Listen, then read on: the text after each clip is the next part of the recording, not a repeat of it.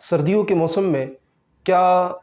تیمم ٹھنڈ سے بچنے کے لیے تیمم کر سکتے ہیں؟ تو یاد رہے کہ نبی مکرم صلی اللہ تعالیٰ علیہ وسلم نے ارشاد فرمایا، کیا میں تمہیں چند ایسی چیزیں نہ بتاؤں جس سے اللہ تبارک و تعالیٰ تمہارے گناہوں کو مٹا دیتا ہے اور تمہارے درجات کو بلند کر دیتا ہے؟ صحابہ نے فرمایا، یا رسول اللہ آپ بتائیں۔ تو انہوں نے کہا، حضور علیہ الصلاۃ والسلام نے ارشاد فرمایا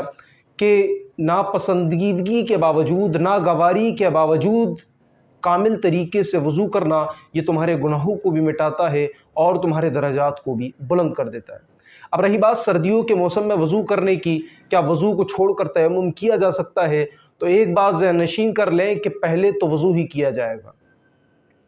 لیکن اگر سردی کا اندیشہ ہو تو پھر پانی کو گرم کیا جائے گا۔ لیکن اگر پانی گرم کرنے کے آلات موجود نہ ہو، پانی گرم کرنا جیسے کہ آج کے ہمارے یہاں کا دور کی گیس نہیں ہوتی یا دوسرے معاملات، تو پانی گرم کرنے کے آلات موجود نہ ہو تو پھر اس کے پاس ایسا کپڑا یا ایسا لحاف موجود ہو جس سے وہ ٹھنڈے پانی سے وضو کر اپنے آپ کو تاپ سکے، اپنے آپ کو گرم کر سکے، یا کوئی ہیٹر یا کوئی ایسی چیز موجود ہو جو اس کو راحت دے، تو پھر وہ ٹھنڈے پانی سے ہی وضو کرے گا۔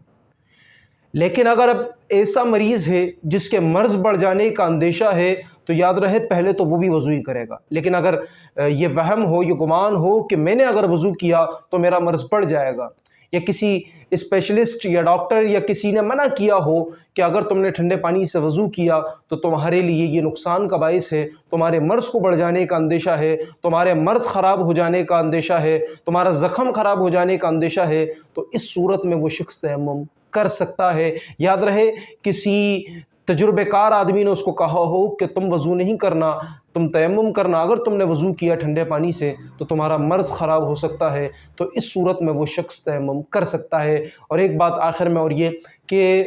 یہ جو وضو کے علاوہ تیمم کیا جائے گا یہ محض اس وہم، اس گمان پر کیا جائے گا کہ مرض بڑھ جائے گا، بیمار پڑ جائے گا، مرض بڑھ جائے گا اور اس کو ٹھیک ہونے میں ٹائم لگے گا، محض اپنے سکون کے لیے، اپنی راحت کے لیے، یا یوں کہہ لیں کہ ایک ٹھنڈے پانی سے بچنے کے لیے تیمم نہیں کیا جا سکتا۔